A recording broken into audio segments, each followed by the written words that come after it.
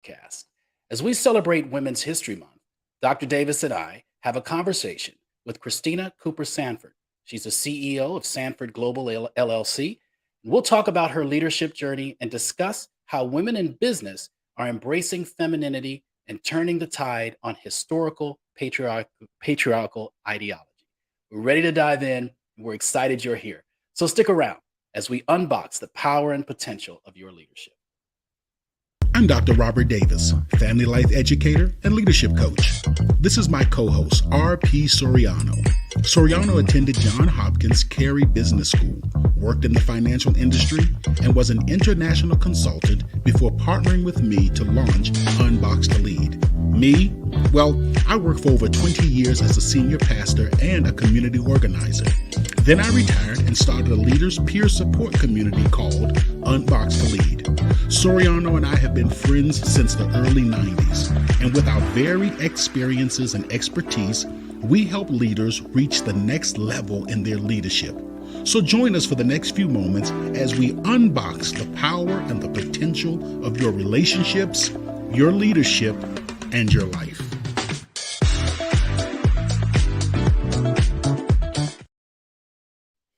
Welcome back, one and all, wherever in the world you may be. I'm R.P. Soriano, and with me once again is Dr. Robert Davis. He is a leadership enrichment, family life, and relationship expert, the founder of Unboxed to Lead. He's the author of 2 books, Seasoned with Grace, God's Recipe for Healthy Family Communication, and the 12 Steps to Becoming an Unboxed Leader. How are you this week, my friend? Man, I'm doing good, Raphael. I'm excited about the month of March and this beautiful journey that we're on. We've talked about our personal development, and I'm excited about our guest today. I'm ready to get right at it. All right, I'm excited as well. I just want to remind everyone to like, share, and subscribe to the broadcast. Also, be sure to follow all of our social pages and be sure to visit our blog at www.unboxedtolead.com. There you can access past episodes of our broadcasts and webinars. And you can also sign up for our newsletter so you never miss out on the latest content or specials that we offer for our services.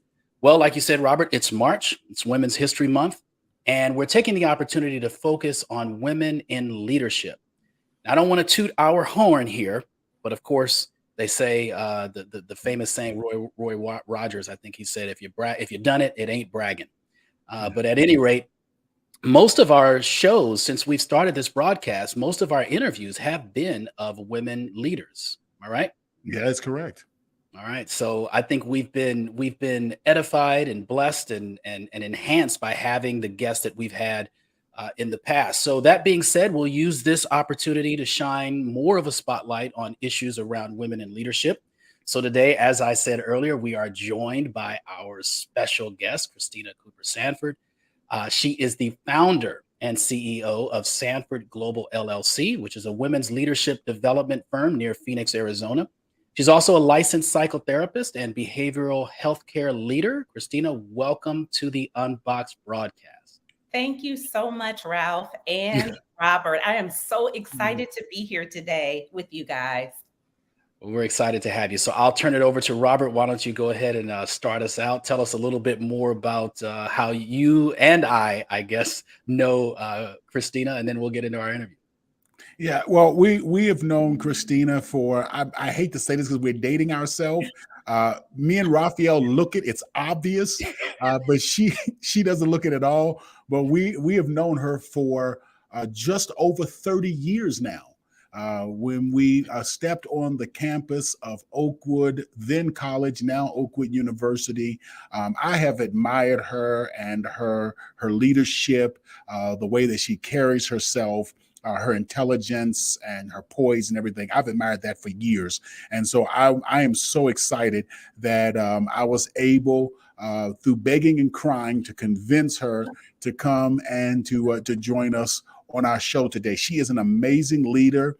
She does tremendous work with leaders in general, but women leaders in particular.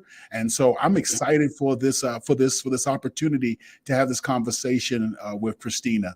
And so Raphael, why don't you go ahead and kick us off so the other folk can realize why we are excited as well. How would you like me to kick us off in this instance? Do you want to Yeah, well, start you would with kick this? us off because, of course, in our show notes, I am supposed to kick us off. But That's why right. would I do what I'm supposed to do, what is written right here on paper, when I can delegate, when I can shirk my responsibilities and put you in the hot seat? Yes. We had a, I don't know, did you take intro to Bible or something with Shand, Elder Shand? Christina, did you have him? Yes, Shand the man. He used to yes, always say, people forget, paper remembers. But yes. clearly, Life and teaching people Jesus. Yes. when people forget to look at paper, that's the problem. All right, let's go ahead. Therein lies the problem. So, Christina, we're going to take a dive today into your leadership, into your counseling and coaching. And specifically, we want to focus on the work that you do with helping women leaders to become their best selves. But before we do that, I want to just explore a little bit about you. Yes. And the leader that you are. And one of the things that we really look at UnBoxed to Lead is about how family influences us as leaders. So I want to talk a little bit about your family background. Tell us about your family of origin, your family constellation, and then talk about how that has shaped and influenced your leadership. Absolutely. So I am the baby girl in a Mhm. sibship of three. I have two older brothers. I'm the only girl in the baby. My parents raised us in suburban Detroit. They've been married, I think, 58 years now. And my mother was a school teacher. She's retired now. And my father was a serial entrepreneur. Mm. Um, he is the one who ignited the flame of purpose inside of me with regard to entrepreneurship, business, and leadership. 2 years before I was born, my father quit his job as an assistant branch manager at a very well-known bank, and he started his own finance and insurance brokerage. That brokerage became a multi-million dollar establishment in the 80s and early 90s. And it was very interesting watching that dynamic happen between my parents, because my mother is very much, as women typically are, very much committed to and needing stability and security. And my father was very much a dreamer, a visionary, but he was also an executor. Yeah. And so he made a lot of things happen. And so I still remember my parents, when this would happen probably every 3 months or so. And it's so funny because obviously I don't think they'll be upset that I'm sharing this, because all couples argue or disagree. Oh, of But course. when my parents would disagree, I still can hear my father saying, Mabel, I can go to the corner and sell pencils for more than the man is going to pay me. I ain't never going back to the man. And every time, that was always his defense. When she would say, oh, well, things aren't coming in the way they need to, especially earlier on in his Yeah. entrepreneurial journey. That is what his argument would always be. And I still remember laughing every time, because the thought of someone standing on the corner selling pencils making more than someone who works as an assistant branch manager at a bank, it just didn't seem right. But he probably was right in the 70s. He probably Yeah. was right. I can sell packs of pencils and make more than I'm making here with them. And so my father is the one who instilled in me my confidence, my just ability to jump when it was time to jump, when I started my own career and also my business journey, my entrepreneurial journey. He always believed in all of us, all three of us. He always believed in himself, and he would always just pour into me when it came to business. Like, you can do this. You don't have to work for them. You have your own ideas. You have your own gifts. Use those gifts, because that's what's going to make you the living that you need to make, and you'll be a lot happier. And I never forgot that. I've never forgotten that. And that's something that I will always cherish when it comes to my father. And that's who really molded me as a leader in business, a leader in clinical work, and just an entrepreneur in general. It's amazing. Two things I want to just share real quick here. I had the opportunity when I was pastoring to pastor your brother, Mark. Now, is he your oldest brother or is he? Yes, Okay, he's so my Mark. oldest brother. So I had the privilege, and I really do say that the privilege of being Mark's pastor. He's a natural born leader as well. And that's what I picked up from him. So it's amazing how it's not just to say in your family, one child turned out to be a leader, turned out to be very driven in life, but both. And I just finished reading a book. Please do not tell my manly friends that I read this, but I read a book called We Should All Be Millionaires. And it is a book that is specifically written for women. I apologize, I can't remember the author's name, but it's a book that's written specifically for women. And I was tremendously blessed. But your father was instilling those principles in you long before she ever wrote this book. So it's just amazing how that influence. What would you say was what you picked up from your mother? I know that you just kind of described some of the angst that she had relative to getting the bills paid. Yes, my mother, she's very much a person of stability, a person of security. She knows how to manage her money. I don't know on a teacher's salary, I really don't know how my mother has a never-ending sort of cistern of oil that never runs out when it comes to money. I don't understand it, but I do know that there's something inside of her that is committed to establishing and sustaining stability. And that was what we had in our home when my father was out, and he had multiple businesses. The insurance brokerage was not the only business he had. He also owned 2 catering businesses, facilities,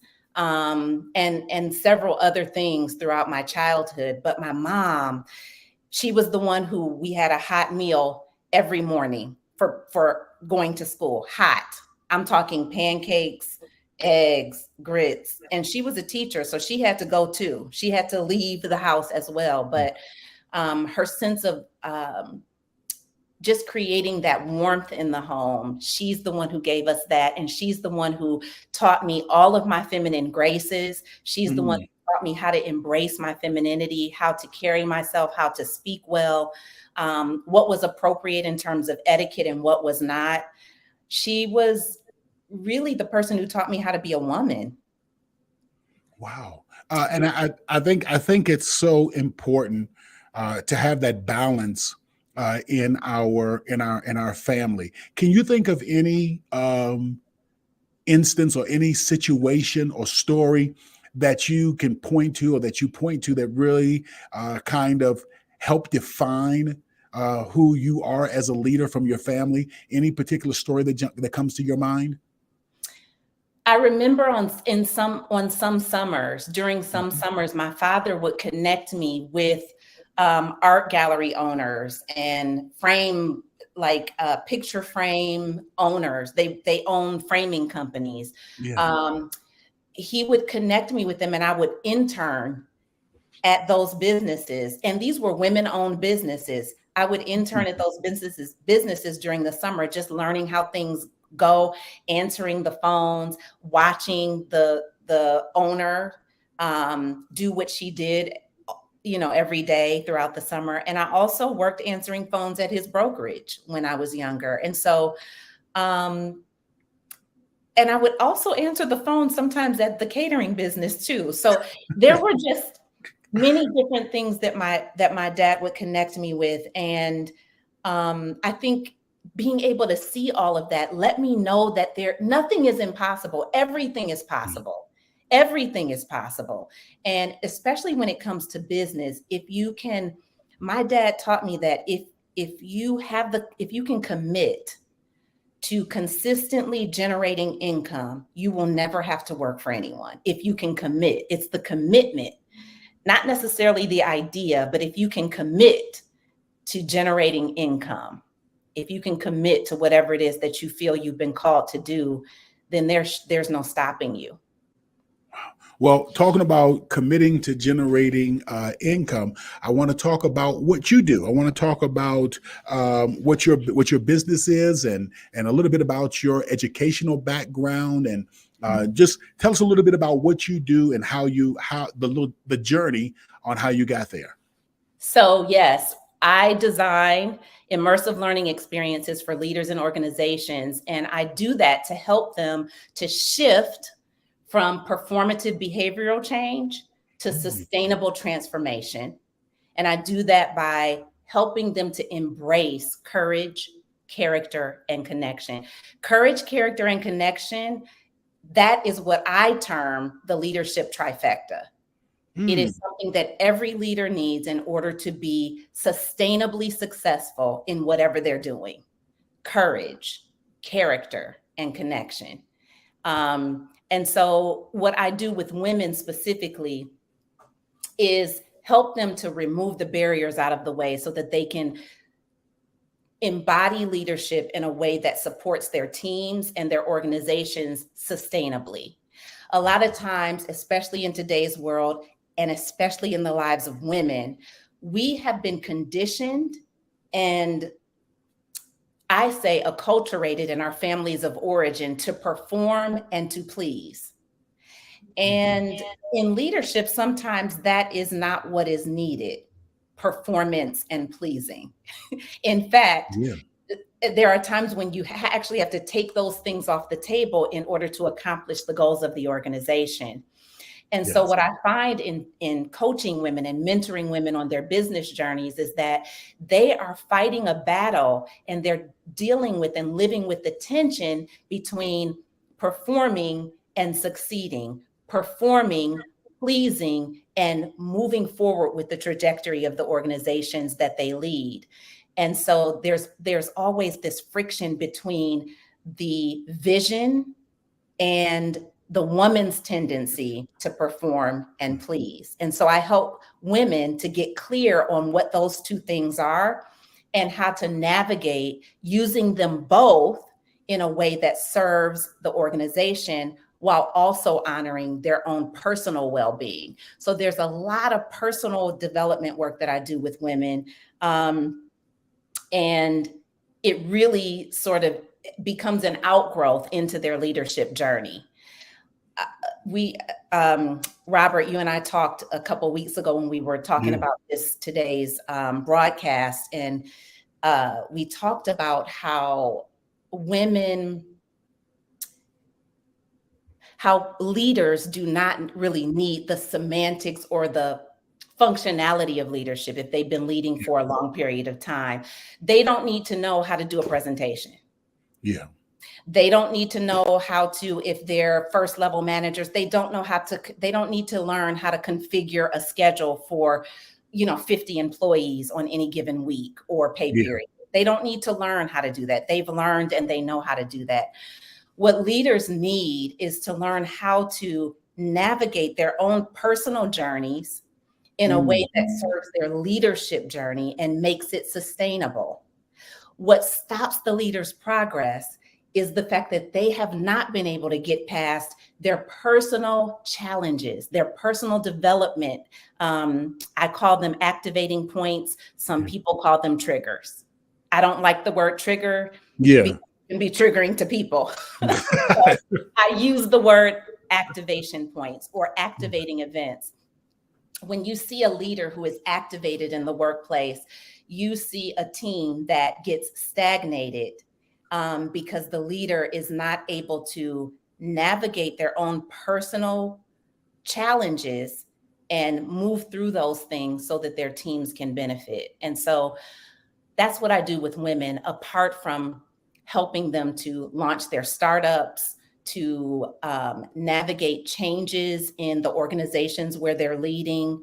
And so there's a lot to be said about personal development work as it relates to leadership development. I wanna just ask one last thing because I know Raphael has some questions he wants to kind of throw in there, and what I want to ask is, women are not a monolith.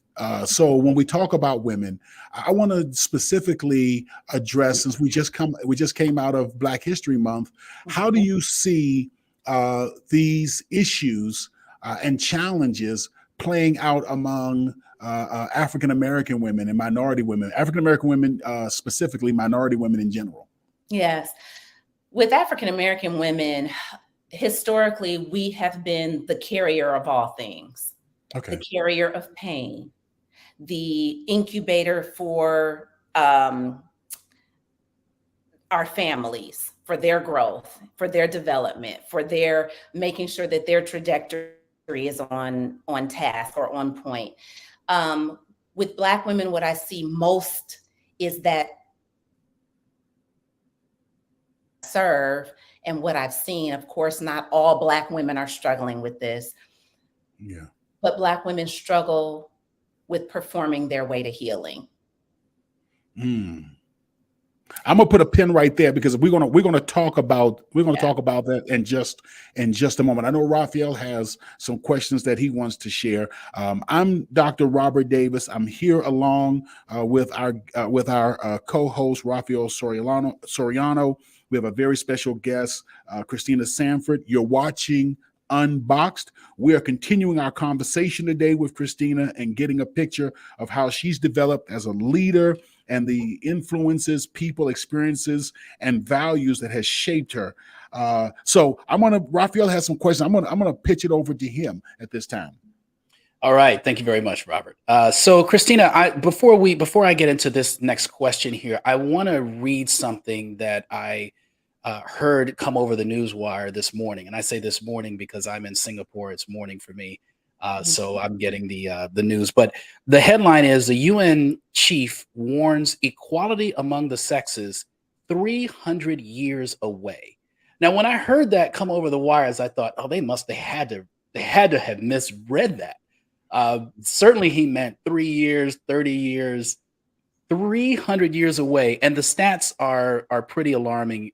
First of all, it says the statistics from the UN point out that there is a gap. There's 3 billion people who are still unconnected to the internet, for example, and the majority of them are women and girls in developing countries.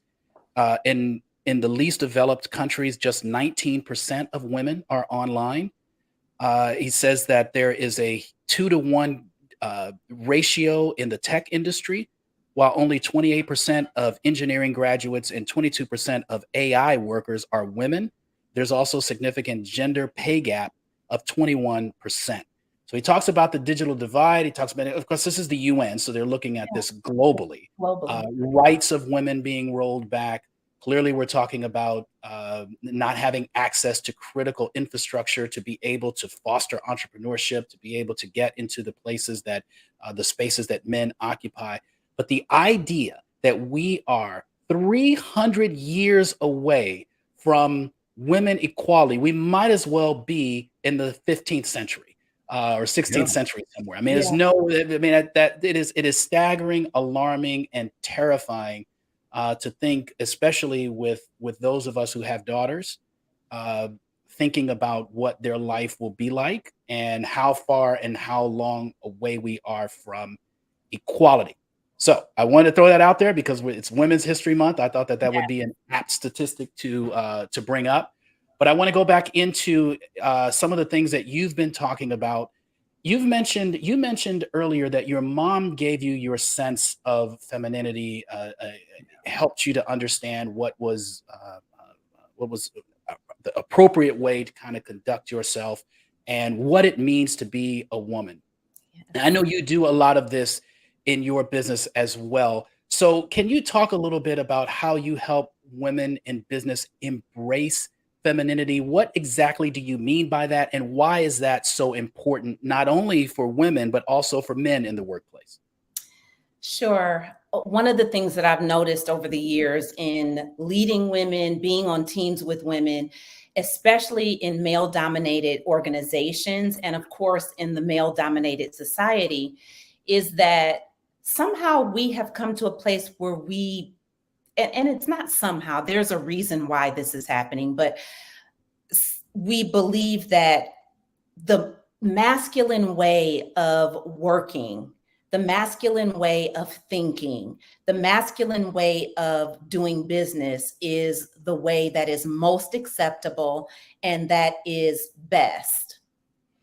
And what's interesting about that is that it completely obliterates the woman's role, the feminine role in the holistic way that an organization is supposed to operate or operates best. For instance, you may see a woman in a business meeting, and I've been in many a conference room where I'm the only woman at the table and I'm the only Black woman at the table.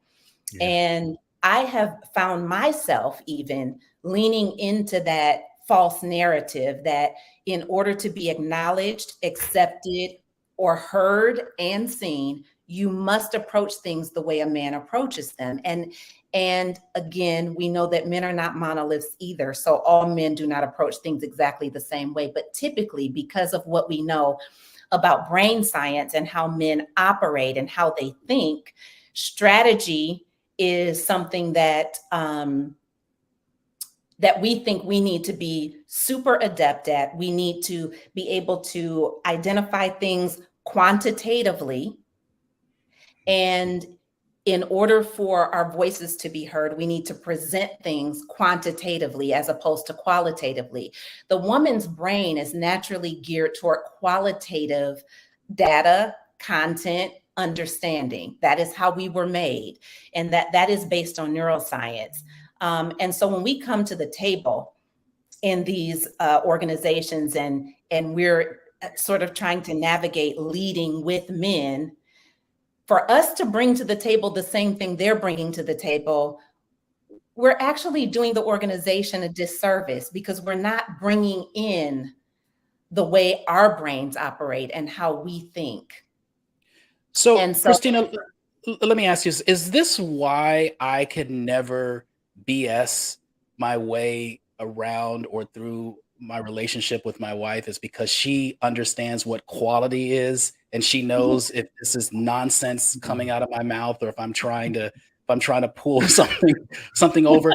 I've noticed this even in business meetings. Sometimes, you think you're turning on the charm, or you think you're trying to run something by, or throw a curveball, that you get the sideways look from the women in the room saying, I'm not buying it, while the guys are giving high fives and patting each other on the back. Is that what we're talking about here? That's exactly what we're talking about. There are inherent differences in brain structure in men and women. The brain, and no one talks about this. You read it in the medical journals. The brain is a sex-typed organ. The brain is a sex-typed organ. Hey, you're saying it, not me. You're saying it. I'm all ears. I'm not stepping in this. That means that when you look at the body, you scan your body, you know the parts of your body that are specific to your maleness and the parts that are specific to for me, specific to my femaleness, right? The brain is also one of those organs. It is sex typed. And so it is structured completely differently. There are some similarities, but there are also glaring dissimilarities between the brains of men and women. And there's a reason for that. And I mean, we can talk about the spiritual reasons for it, but in terms of business, no organization can operate at its full capacity and to its full potential unless women are at the table.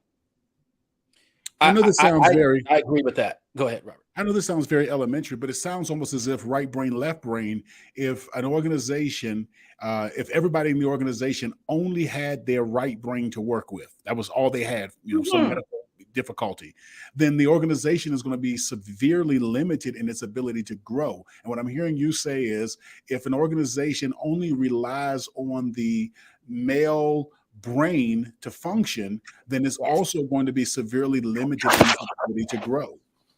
Absolutely.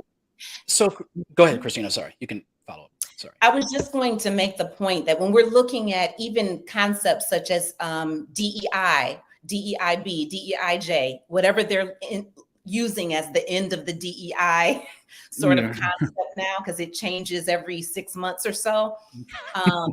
For our listeners, diversity, equity, inclusion, and belonging, diversity, equity, inclusion, and justice. Whatever that is, when we look at that and we look at the concepts related to DEI, the underpinning premise is that the more diversity that exists in the decision-making of an organization, the greater the organization's capacity is for growth, development, success, and not just success, but sustainability. It's the same with men and women in organizations. That same level of growth comes out of the diversity of thought, the diversity of how our brains operate.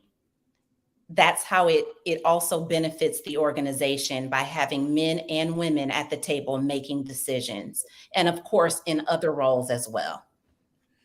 So I want to ask one follow-up question, because this is going to be a two-part series. So I want to ask this follow-up question, and then we will end the show, and then we'll have our second show at another time.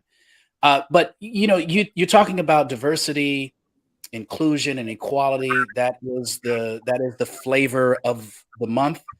That's what we're hearing a lot of. And there seems to be this push and this rush to educate organizations about the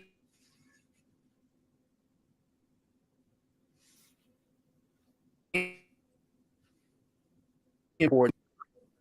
What I think I'm hearing you say is that there needs to be teaching and education in the way that we think, and the differences between men and women, as well, I would imagine culturally as well, what the differences are and how to think. Because we can always say we need more women in the room, but if we don't understand the way that we think, the way that women think, we're just putting women in the room for what?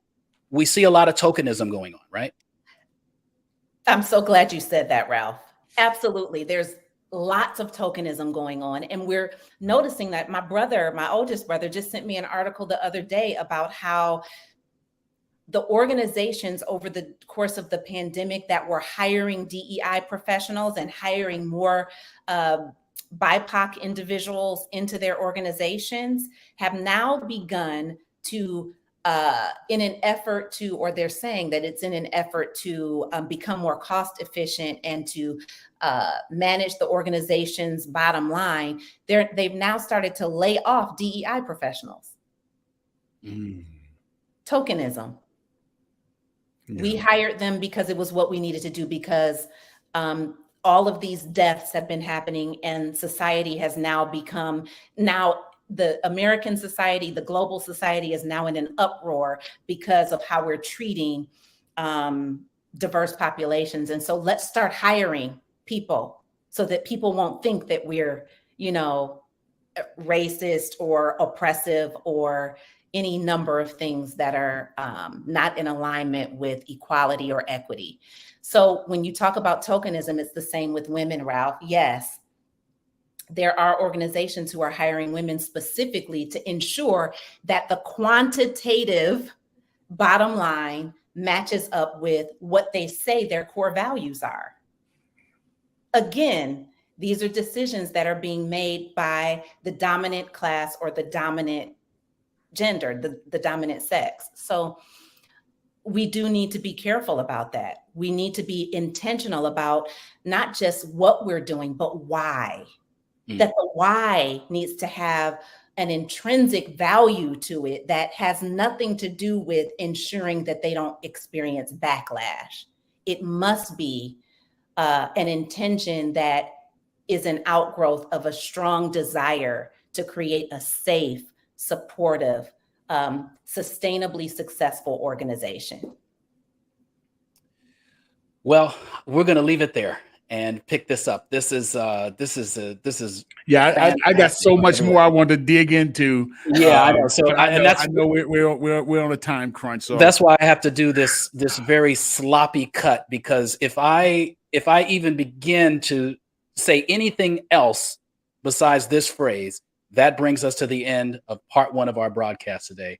We will end up with a 3-hour-long show of just going on. So anyway, like I said, that brings us to the end of our broadcast today. We look forward to being with everyone again for part 2 of our conversation with Christina Cooper Sanford.